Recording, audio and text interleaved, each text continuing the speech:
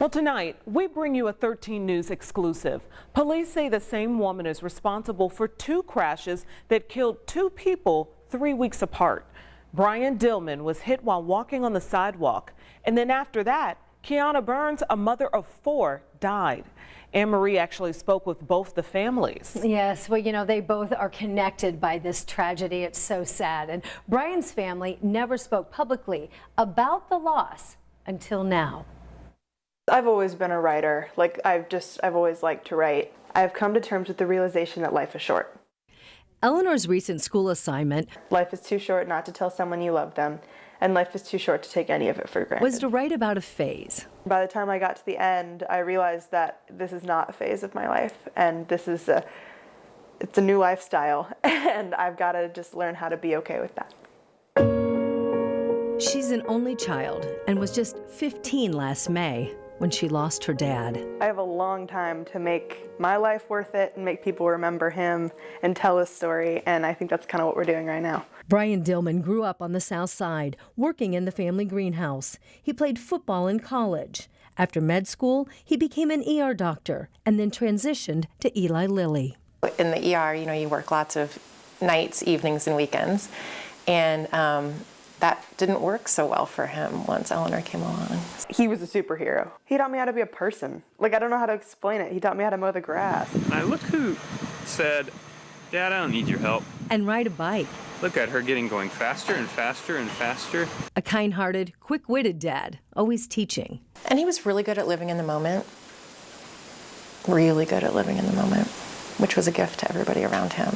And Brian's final moment was so unexpected. He was taking a walk on a beautiful day after his workday was finished and before he was going to go out to dinner with Eleanor. A 5:45 dinner.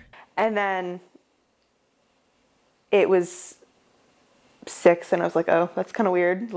He's very punctual, very on time. I thought, well, maybe he's just enjoying a nice long walk, and but then we started to get worried. The police report says Brian was hit at 4:50. Driver Kelly Anderson jumped the curb near 49th and Meridian and hit him on the sidewalk. Went for a walk, and a week later I saw him in a casket. I walked into school the next day, and everybody knew. And suddenly I went from being the cross-country high achiever runner musical kid to being the dead dad girl. And there was more to come. The court records say that after hitting Brian, doctors told Anderson that her seizures made her a risk to harm herself and others, and not to drive for 6 months until cleared by a neurologist. But it was just 3 weeks later that Anderson was back on the road, and it happened again. Police say Anderson caused an 8-car pileup on Keystone Avenue. Reports say she was going 68.7 miles an hour when she slammed into Kiana Burns' car. Kiana, a young mother of 4, died. Several others were injured. To see it not stopped after the first time. Because if one isn't enough, then I don't know why you need to have 2. It was devastating. We didn't know how we were going to pick up ourselves after that. I don't want to be angry at her. I don't, because everybody makes mistakes.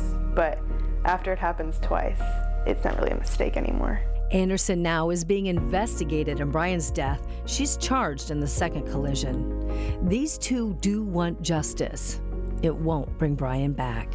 He knew a day like this would come, and so he did everything he could to make sure that I was prepared. So I'm very grateful for that.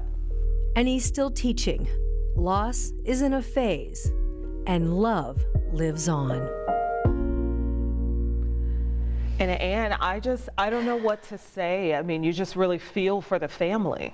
They're dealing with so much grief right now. And, you know, we had a long conversation. That was just a small part of it. If you would like to listen to more of our extended conversation, we put that together for you online right now at WTHR.com. We also posted Eleanor's paper that she wrote about the phase, and you might enjoy reading that as well. Yeah, just her process through grief. I do have to ask you, though, what about the driver? So the driver, Kelly Anderson, right now now is on home detention. The judge ordered her not to drive until she had trial, which is scheduled to start later this month.